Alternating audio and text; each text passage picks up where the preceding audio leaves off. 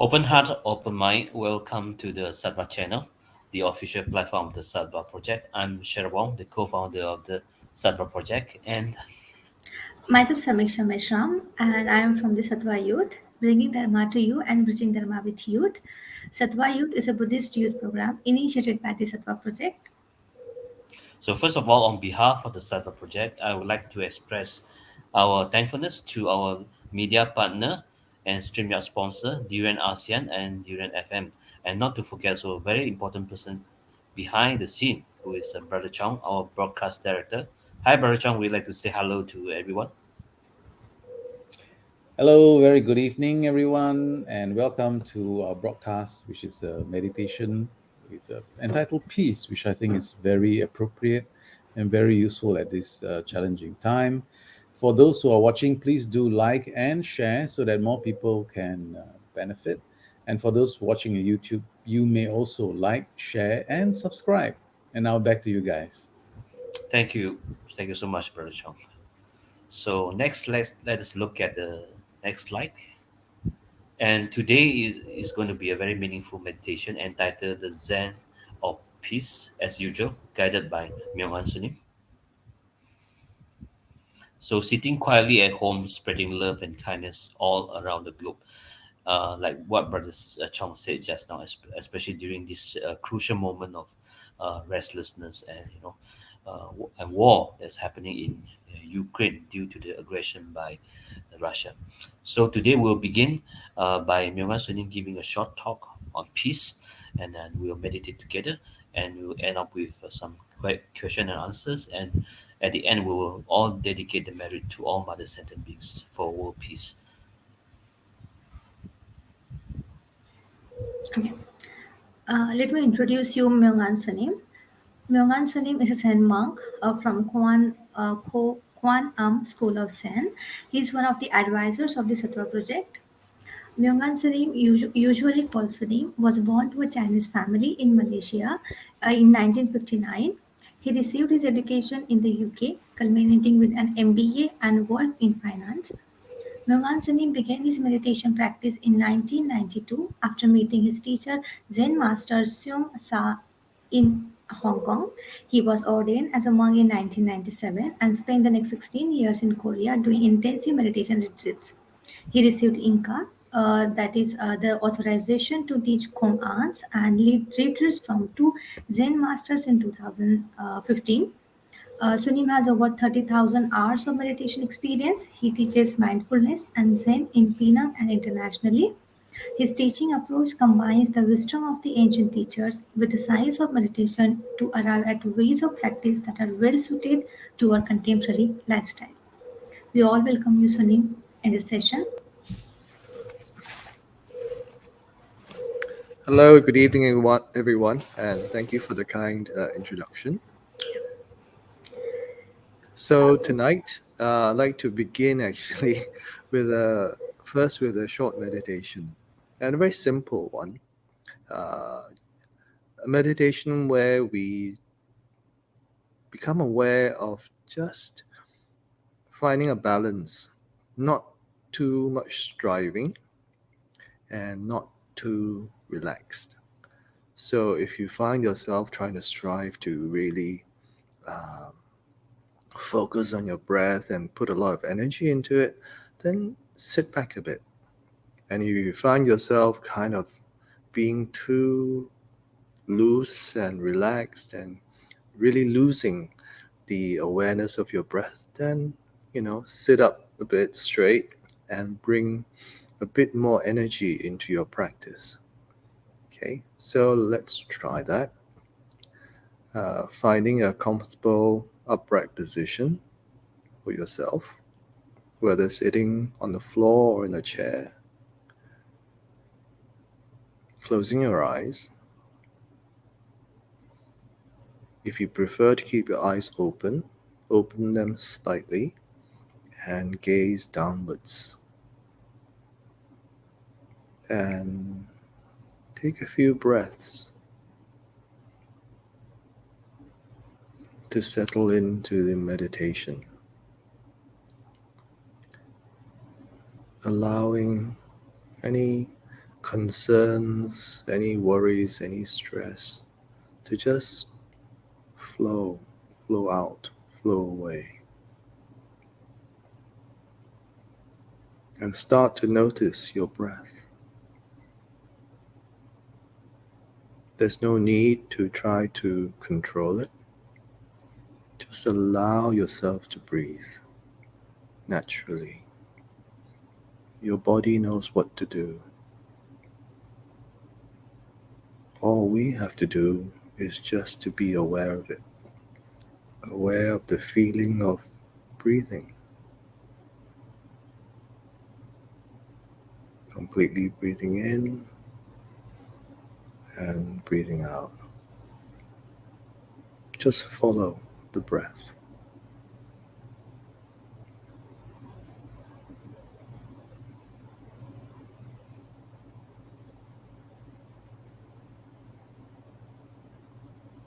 And if your mind, as it likes to do, wanders off or gets distracted by any kind of thought or emotion, that's okay.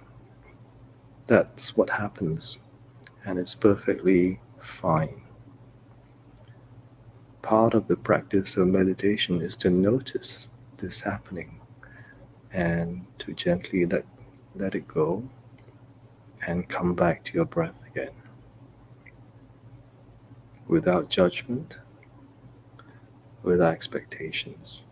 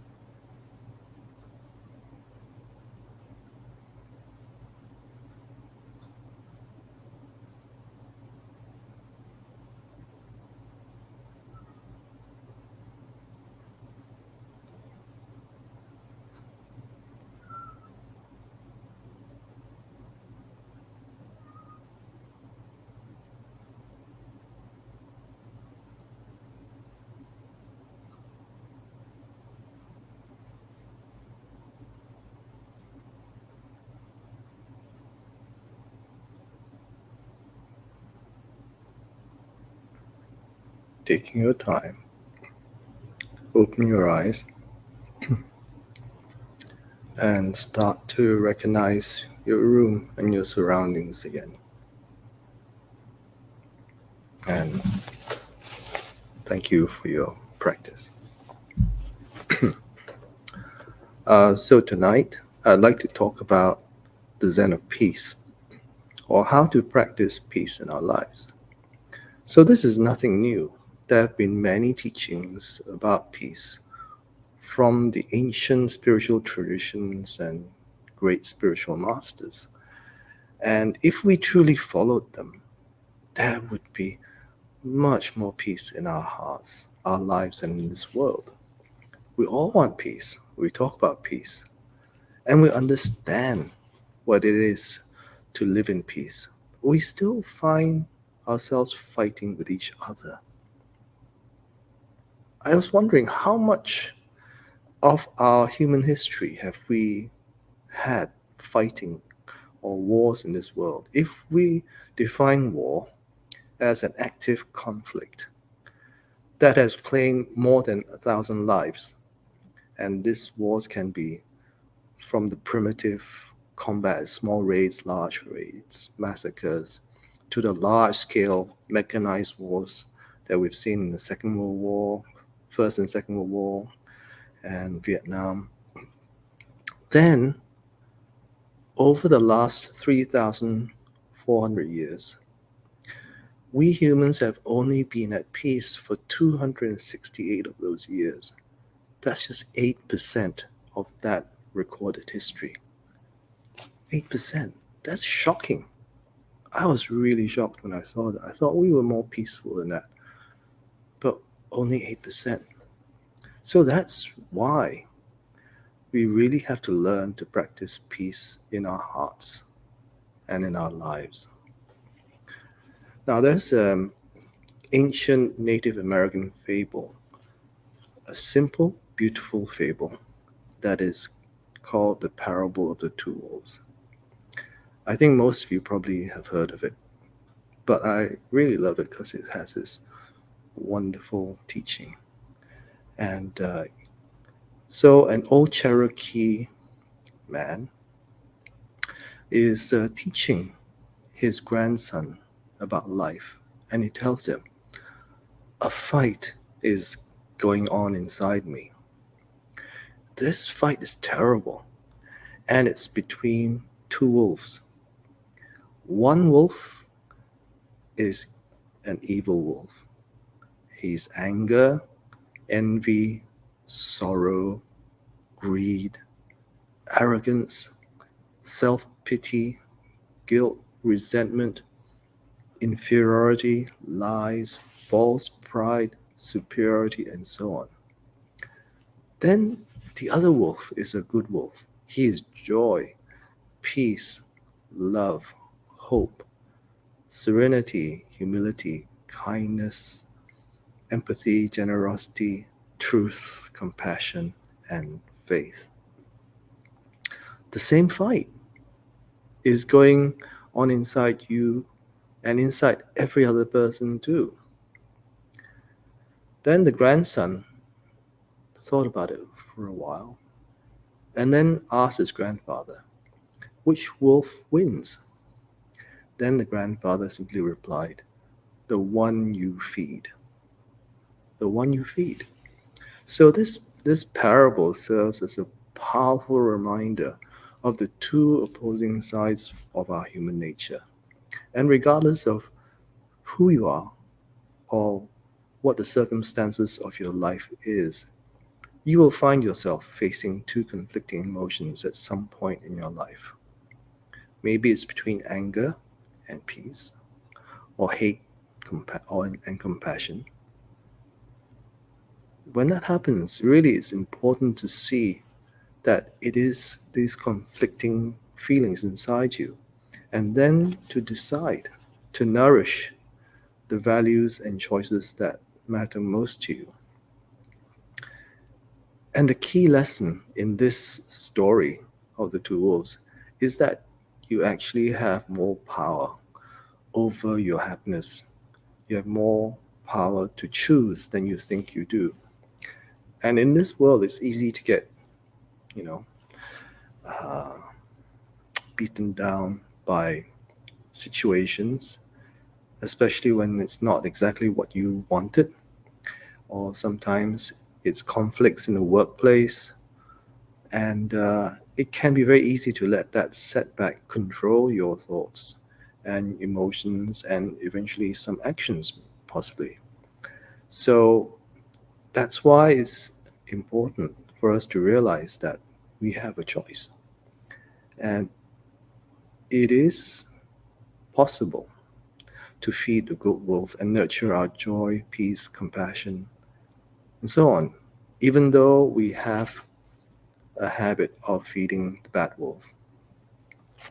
Sometimes we may fall into anger or even, do some violent things like smashing things or hitting someone. So why does that happen? Or what's the thing that is going on? So the Dalai Lama explains it very clearly. He teaches, and actually many teachers teach, that we have become overly self-centered. We're always thinking of I, I, I. So when we are overly self-centered, we are insecure and fearful and distrustful. Insecure, fearful, and distrustful of others. Then too much fear brings frustration. And too much frustration brings anger. You've seen sometimes babies, when they're frustrated, they scream in anger. Sometimes we do too. Maybe sometimes we kick things or we throw things. So frustration brings anger. Then from this anger, some violence may appear. So it's really important to understand that this all comes from having this self-centered attitude and this mistaken idea that we are separate, having this idea of just I. So being only concerned about, or too much concerned about I, me, my situation, my condition, my opinion is all about me. So we, in this situation, then we believe we are separate from all those around us, and we tend to just focus only on ourselves. And, I'm right. What I want is right. So the Dalai Lama calls this foolish selfishness. Foolish selfishness. Thinking only of yourself, not caring about others, maybe bullying others and exploiting others. So I love it. He has this phrase, wise selfish. We have to be wisely selfish. That means to take care of others, to help others. And ultimately, that is the way to discover our joy and happiness in our life, to be wise selfish. So I hope we can all start to practice being wise selfish. And I don't know if you've heard of Nelson Mandela. He passed away some time ago, but he was the president of South Africa, and he was awarded the Nobel Peace Prize in 1993. Great statesman, and he was key in bringing an end to the racist apartheid regime in South Africa, where he lived. So when he was young, he came from a noble tribe, noble family. He was actually part of the violent struggle against the white apartheid regime. He planted bombs, and he was the leader of the armed wing of the African National Congress. So he was like most wanted, number one most wanted in South Africa at that time. They caught him, and then they sent him to prison. And he stayed there for 27 years. 27 years. In a cell no bigger than most people's bathroom. No bed, just sleep on the concrete floor and a thin blanket. That was it. So Archbishop Desmond Tutu, who was his great friend and also another Nobel Prize winner, said this about him. When Nelson Mandela went to jail, he was young, and you could almost say he was bloodthirsty. He hated the white South African government and the people that were in it. And 27 years in jail. And many people would say, 27 years. What a waste of his life. And then Desmond Tutu said, I think people are surprised when I say, no, those 27 years were necessary. They were necessary to remove the dross. The suffering in prison helped him to become a more magnanimous, open-hearted person, willing to listen to the other side, to discover that the people he regarded as his enemy, they too were human beings with fears and expectations, and they had been molded by their society. So without the 27 years, I don't think we would have seen Nelson Mandela with the compassion, the magnanimity, the capacity to put himself in the shoes of the other.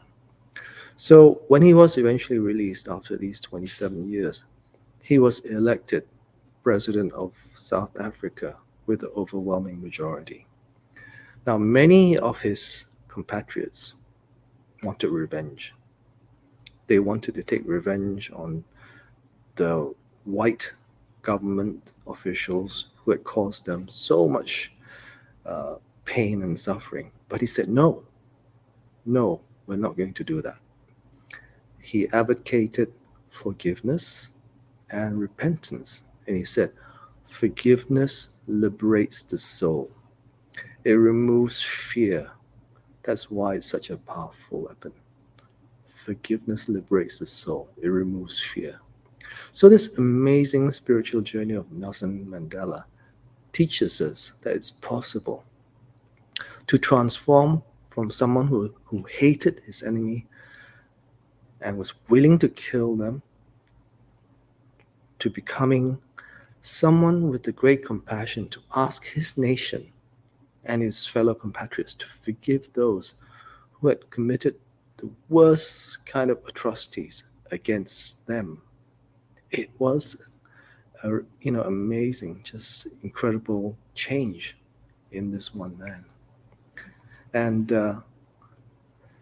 it wouldn't have been possible if he had not spent those 27 years in prison. And one really amazing thing is the guard who was, guarding him became his best friend and had nothing, after he left the prison, the guard had nothing but really praise for him.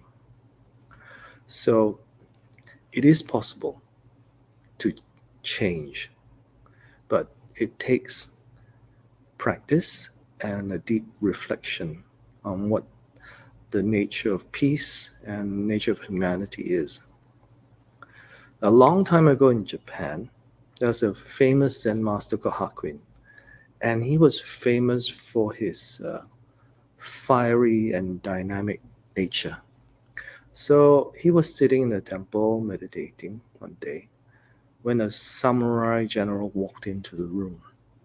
Now, this general had fought in many battles, killed many, many men. But after all this killing, the fear came into his heart, and he was fearful that he would go to hell for all those men that he had killed. So he went up to the Zen master, didn't even bow because he thought, I'm a great samurai warrior, general. And he just said to him, I want to know about heaven and hell. What is heaven and hell? Do they exist? Tell me, he asked Hakuin, very arrogantly. Then Hakuin looked at him and said, "Who are you?" Then the general said, "I am a samurai general in the Imperial Emperor's army." He was very proud of that. Then Hakuin just went, "Ha! A general? What makes you think you can understand such things like heaven and hell? You don't even look like a general.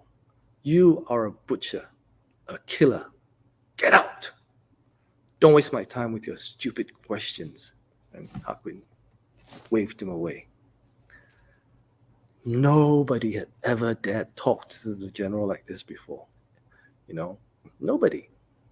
He would have killed someone for talking like that. So he was enraged and he drew his sword and he's just about to cut off Hakuin's head when Hakuin looked at him directly in his eyes and said, "That is hell." Then the general was stunned. He knew exactly what Hakuin meant. He dropped his sword, and this anger, this "I want to kill this monk," all that completely drained away. And he was very humbled, and he bowed to Zen Master Hakuin. And then when Hakuin saw him doing that, he just said, "And that is heaven."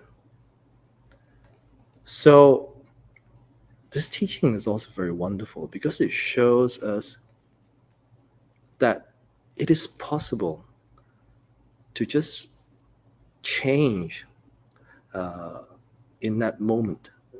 Through Zen Master Hakuin's courage and compassion, he could cut through the anger and the fear of the general and show him clearly that heaven and hell were both created in his mind and by his actions.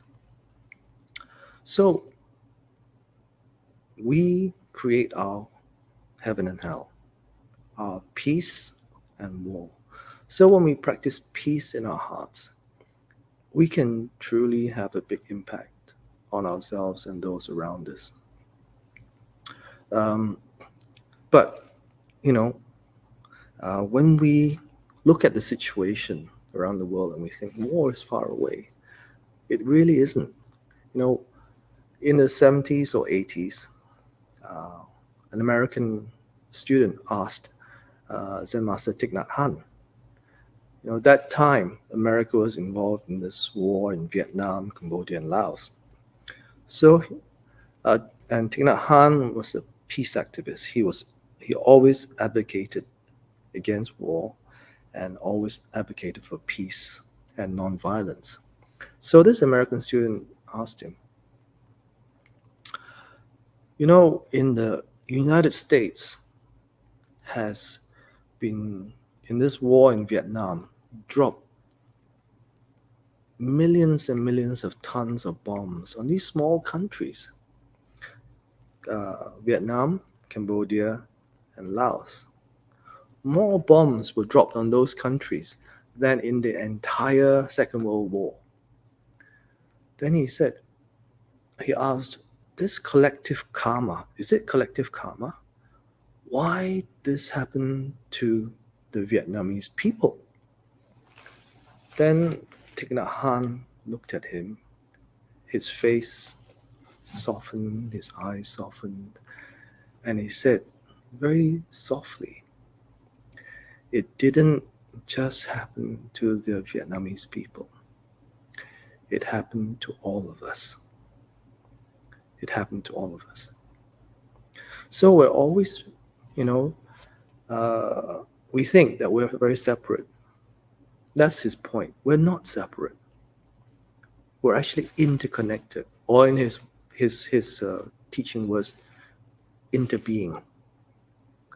We're interbeing, with everything that is in this world. So when something happens that is like that, it not only happens to Vietnam, but it happens to all of us. It's not just, doesn't just happen to the Ukrainians or the Russians. It's happening to all of us. So when I, for the past 3 weeks, quite often when I just even look at the news, I feel a very very heaviness in my heart because of all the suffering.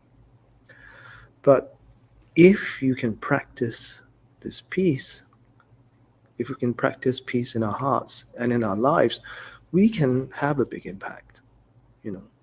So Mahagosananda, another great monk, he uh, was the referred to as the Gandhi of Cambodia, and was the supreme patriarch of Cambodian Buddhism. Also, very good friend of my teacher, Zen Master Sun San. Spoke 10 languages, and really really strong activist for peace, and nominated for the Nobel Peace Prize many times. So all his family and relatives were killed in the Cambodian War and the brutal Khmer Rouge genocide that followed. And in that country, before the war, there were 60,000 monks and nuns. After everything ended, only 3,000 were left. The rest of them had died by died through starvation, or had been killed or murdered. And hundreds of thousands of refugees fled Cambodia, and he was working to help them. Along the Thai-Cambodia border, he set up little shack temples so that they could still continue their practice, their devotion, their meditation practice. So he became a father figure to many Cambodians, guiding them through their darkest times. Then in 1992, he decided time to do something more, and he began leading the Dharma Yatra, a pilgrimage of truth across Cambodia, taking the refugees back to their villages. Very dangerous. They walked through areas of fighting and paths which were dotted with landmines. And in some of these pilgrimages, they were attacked and people were killed. But he said, we must find the courage to leave our temples and enter the temples of human experience, temples that are filled with suffering. If we listen to the teachings of Buddha, Christ, or Gandhi, we cannot do anything else. The refugee camps, the prisons, the ghettos, the battlefields will become our temples. And he would walk at the front of the line, and behind him maybe 200-300 others, lay people and monks and nuns. And they would chant. They would chant in Cambodian. Hatred, the first verse of the Dharma, hatred does not cease by hatred, but by love alone is healed. Hatred does not cease by hatred, but by love alone is healed. And when they pass through areas of fighting, the two sides would stop shooting because they respected them so much. Villagers would come out with bowls of water as an offering and to be blessed.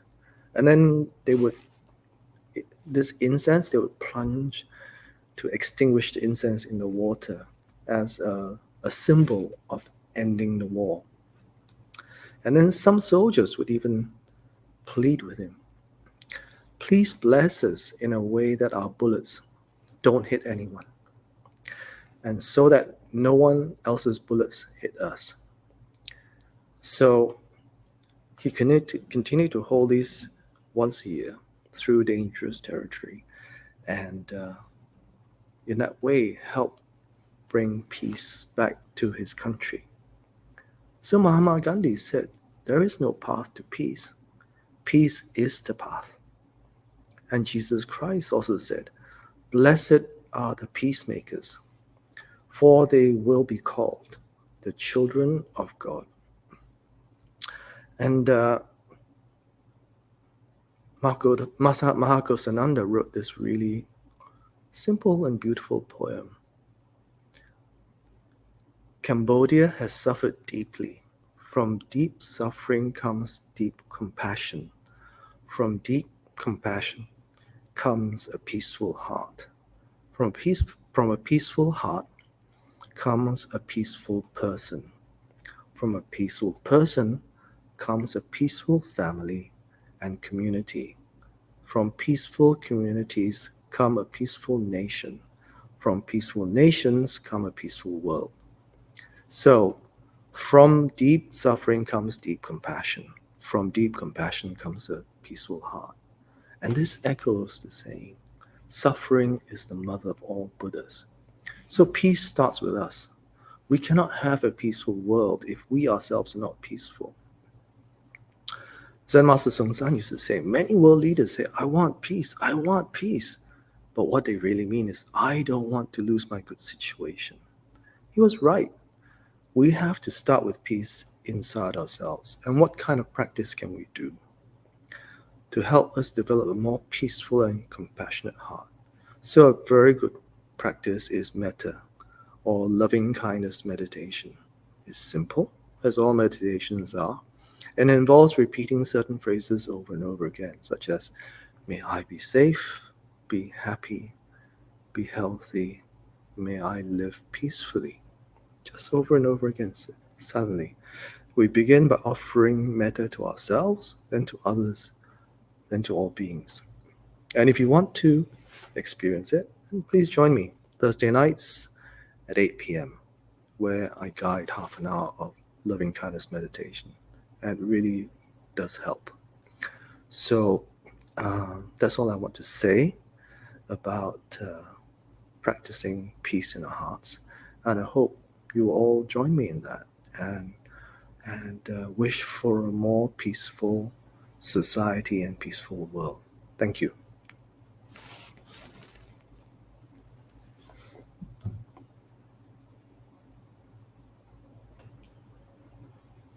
Thank you, Sunim, for such a meaningful and deep talk here, Sunim. So may this talk bring peace to ourselves and to the world. Yeah. So I believe there's some question coming in. Brother Chong, can you show us the question from the audience? Yeah. So first question, maybe Samisha. Okay, let me read the first question for you. It's from JK Yap. What would you say about the modern therapies based on a scientific, reliable approach for self healing or treating traumatized patients and the ancient ways of practicing meditation? Like to hear your opinion on it, Sunny. Thank you. Yeah. That's that's a good question.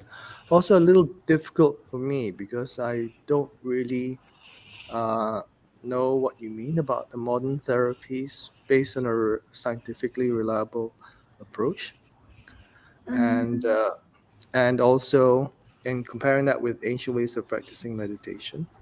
I think what's important is uh, to experience or to find which is most helpful, because there is not just one solution for everything, and also be very careful to know that meditation in itself is not a magic bullet for all of your of all of society's ills or all of our personal ills. Sometimes you need to find a doctor.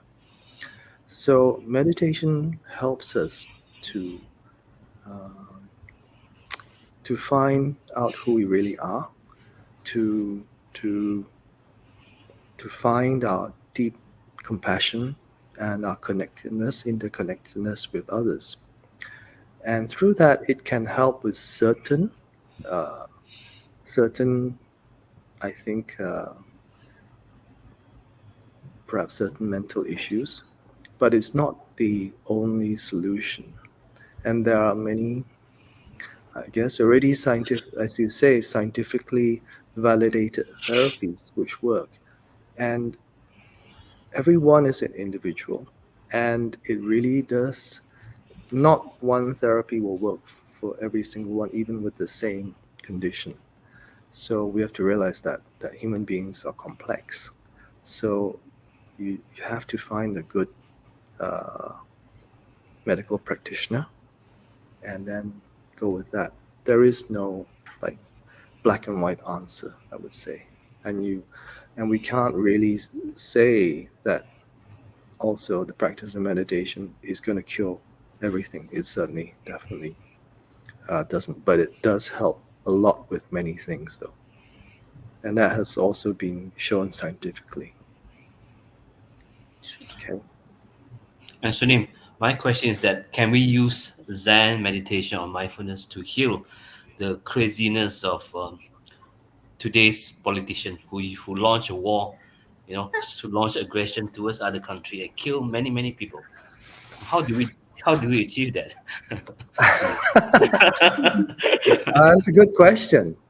You uh, know, if they practice meditation correctly, then they wouldn't do this.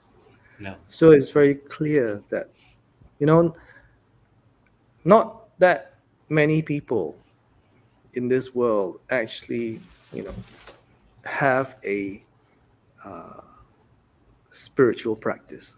You know, even if they do say that, oh, I'm a, whether it's Christianity or Buddhism or whatever, you know, the actual practice of it is important. Like Jesus teaches love, you know, love for all. In Buddhism, we also teach about love and compassion. So if we really uh, get that teaching, then we wouldn't do things to harm others, you know. And like the Dalai Lama said, you know, kind, I just paraphrase. The religion is important, you know. Kindness. He said, kindness is my religion. You know, learning to be kind. If you can just learn to be kind, that one thing, you already take away violence, you take away hate, anger, all these kind of things. But not everybody does that. People, there are many people in this world who are deluded by the three poisons, anger, desire, ignorance. The Buddha taught that. So even in the Buddha's time, when he was alive, people were also fighting, you know, and he was able to influence some kings to seek a more peaceful way. But you know, it really depends on the person, and if they don't believe in meditation or Buddhism, you know, it's going to be a challenge, you know. And we see that that's why there's so much suffering. All this just from this anger, desire, ignorance, and it's really, horrible. It's horrible. Like Dalai Lama said, it's monstrous. War is monstrous. Yeah, I wish they would, but yeah. yeah. Thanks, Sunim. Let's go to the second question. Joy was asking, curious, are there any special ways or techniques of practicing meditation in Zen tradition which differs itself from the other Buddhist traditions? Yeah. Um, Good question. And I think we have to be aware that there are many different techniques in meditation, but they all lead to the same point. It's like different paths up the mountain. If you want to climb Mount Everest, there are different routes, but eventually you get to the summit. So it the best form of meditation technique is the one that you will practice. That's all it is. So in Zen, we tend to use what we call a hua du. Hua du is a big question. Hua du, word head. Okay. So this question helps to basically turn the light of your contemplation inwards to yourself.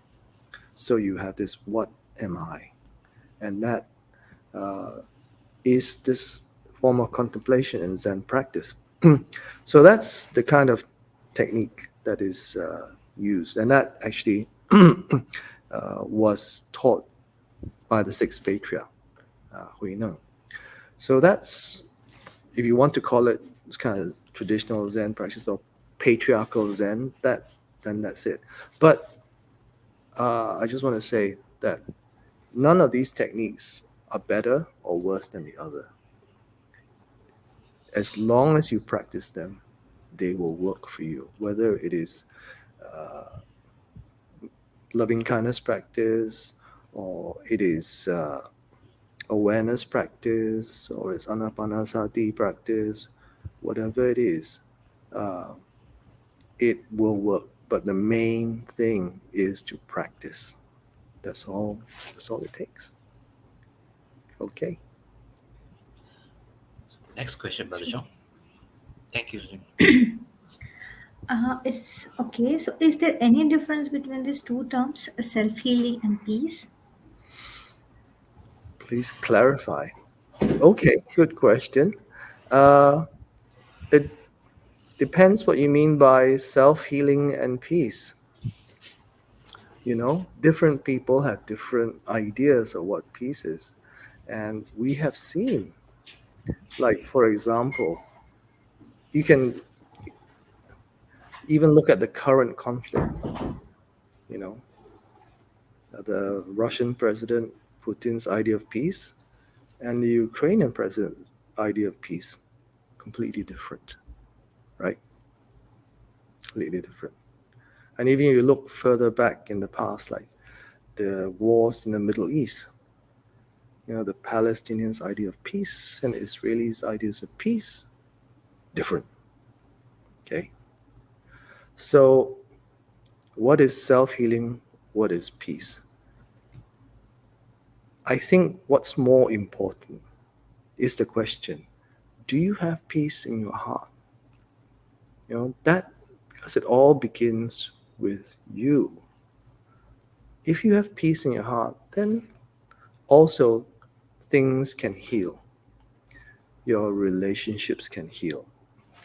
Your the way, maybe if you have negative emotions, that can heal. But if we don't have peace in our hearts, then it's very difficult. Then it's very difficult to heal anything. So, yeah, I would say it first. Let's begin with peace in our hearts, and then the self healing can take place. Okay. Okay. Thank you for that, Sunim. Next question. As he or she asks, practically speaking, how could we bring benefits of mindfulness meditation into this current geopolitical situation, which is the Russian aggression into the Ukraine kind of tragedy? How could we encourage our politicians to be more mindful about their decisions and actions? That's a very good question.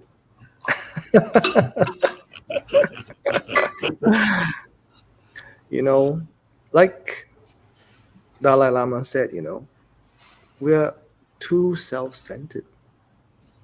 We are too overly self centered. So when we become self centered, we have fear, insecurity, frustration. And from that stems all these other negative impacts, anger, which then eventually turns into violence. So again, it very first starts with yourself, like Mahagosnanda said, from suffering comes great compassion. From great compassion comes a peaceful heart. Okay. So we understand now the kind of suffering that's going on in this world. You know, Actually, it doesn't matter, even if it's Europe. There are more wars happening in Myanmar, uh, in Africa, in Middle East. There's still a lot of suffering everywhere. It's just that the media doesn't cover it, so we're not so aware of it. But mindfulness meditation helps first yourself. Okay, yourself. Then you can influence others. Just look at the Dalai Lama's life. Look at all these great world spiritual teachers. It takes work. There's no there's no getting around that. It takes work and effort. But they were able to achieve peace for a lot of people in their lives from their practice. So, but first they have to start with themselves. So we all would like our leaders to have the same mind, but we cannot control them. And can we control our own minds? First of all, we need to be able to, to be able to like control our own minds in our daily lives. Are we? Can we be first free of uh, all these negative attributes, anger, hate, desire, all these things, and attain a more peaceful inside? Then we can start to influence others.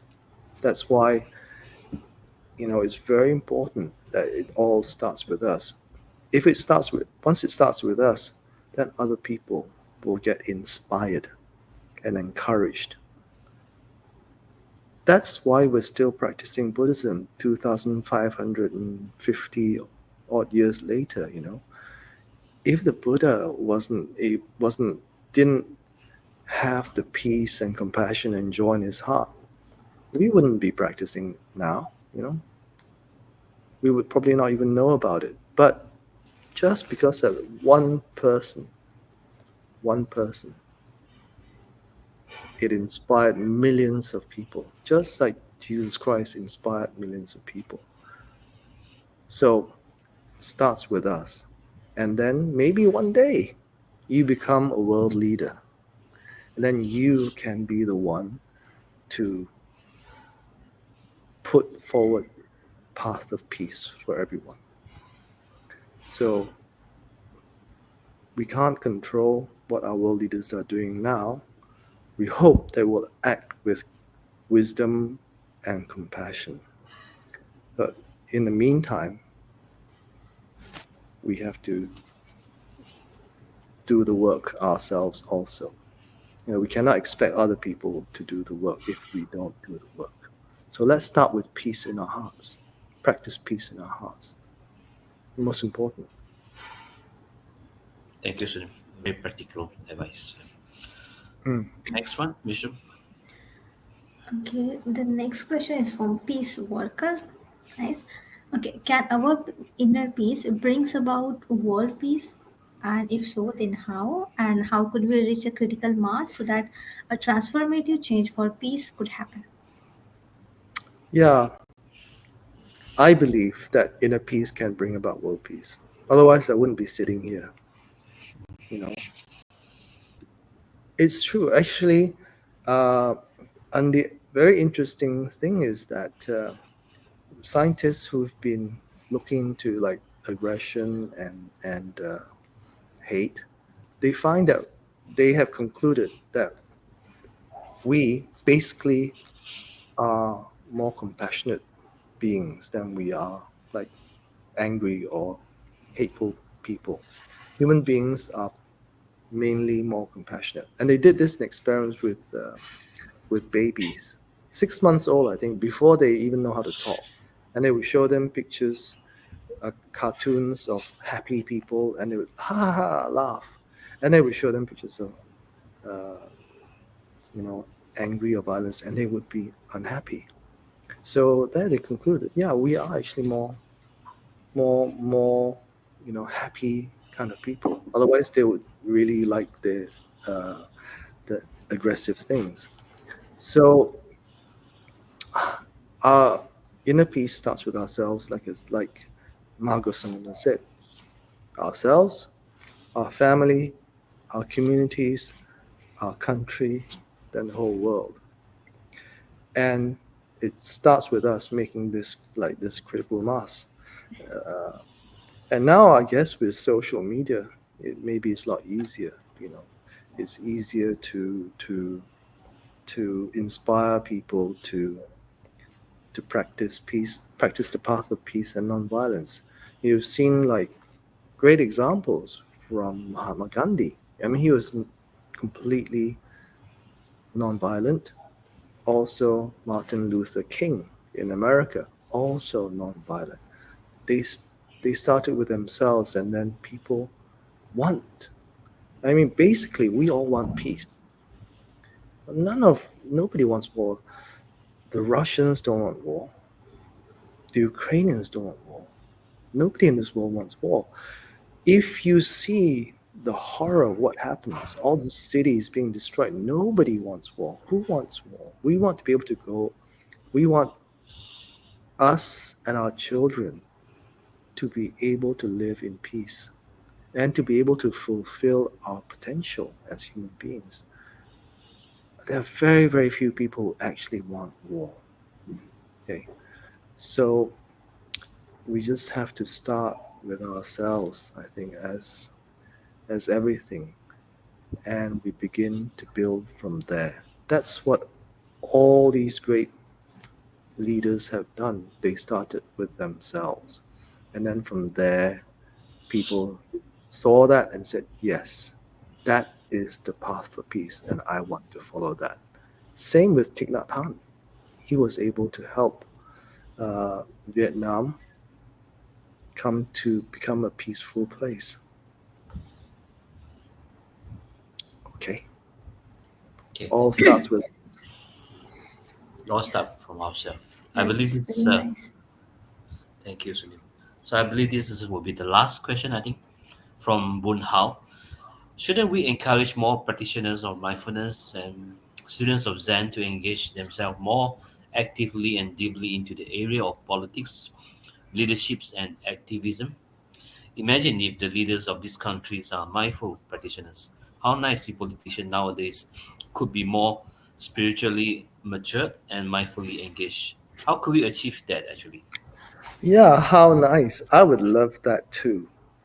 You know, everybody living with compassion, being wise, selfish, like I said, Mm. helping each other and living with compassion. And yeah, I would love to do that.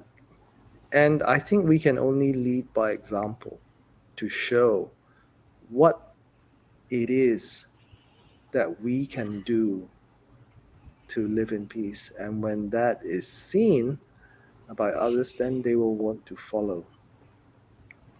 You know, it's really hard, I think, to for us to be able to wish our leaders, into they may not have the same kind of mindset as us. So getting into politics and I can't remember the other things that you talked about, but that is, I think, very much individual decision. Like the Dalai Lama, he didn't have a choice. You know, when he was 4, they discovered him. Then he wasn't able to live a normal childhood. Had to go to Lhasa. Then, when he was 16, they made him like the head of Tibet, and he basically lost his freedom because he had this big responsibility. And then I think when he was 20 something, he had to escape Tibet, escape from the Chinese who were invading Tibet. He lost his country, and then he had to be the political leader of Tibet, whether he wanted to or didn't want to. No choice, have to do that.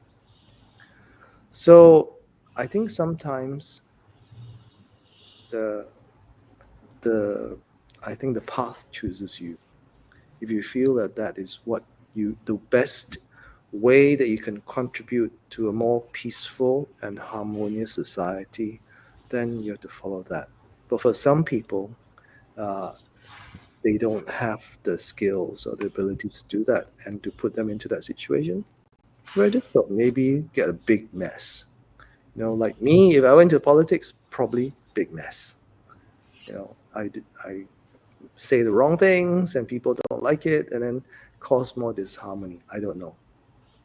So it really is up to you. If you have the skills and the qualities and the virtues to take part in this, then please do.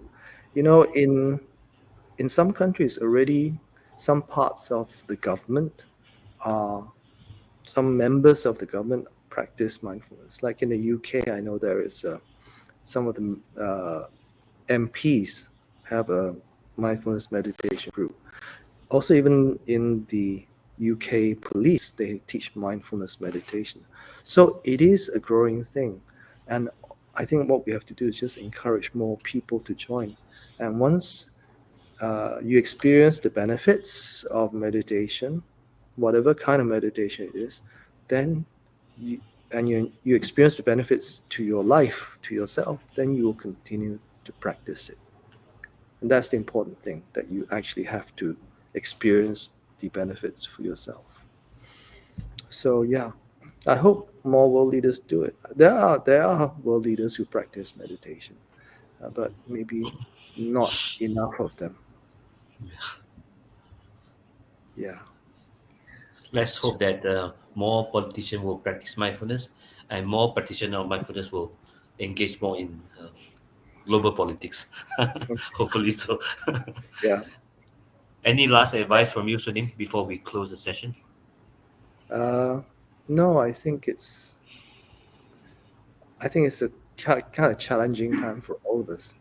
You know, whatever happens in some part of the world doesn't stay there. It affects us too, in one way or another. Maybe it's the price of things going up, or suddenly we cannot get what we want.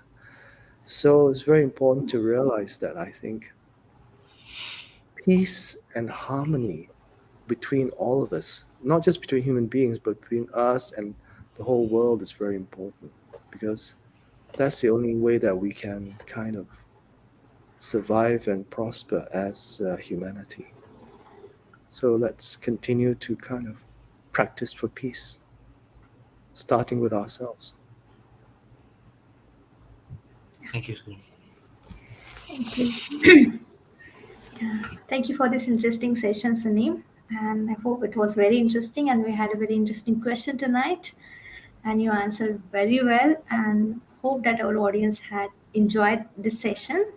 And the next time we will have this session again.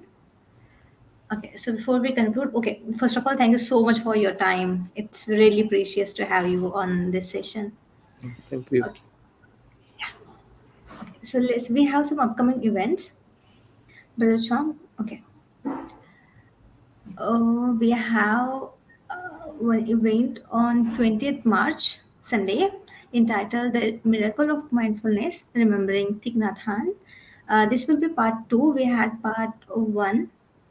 Okay, and this time our moderator will be Calvin Owen E. Han. And we have same guest as before, but except Dharmacharya Chan Hoy. So hope our audience will join this program too. Okay, so now we will conclude our this tonight meditation session with a short dedication prayer. Oh, I think But sorry, one thing to correct here. The time the time here is 8 p.m., but our discussion will be on 7:30 p.m. Kuala Lumpur. So please make note of this. So let's recite the four great vows. Yeah. Sentient beings are numberless. We vow to save them all. Delusions are endless. We vow to cut through them all. The teachings are infinite. We vow to learn them all. The Buddha way is inconceivable. We vow to attain it. May all beings be well, happy, and safe. Thank you. Thank thank you, you. Sunim. Thank you. Thank you very Thank much. you. Okay, thank you. And good night. Good May night. everybody live peacefully. Thank you.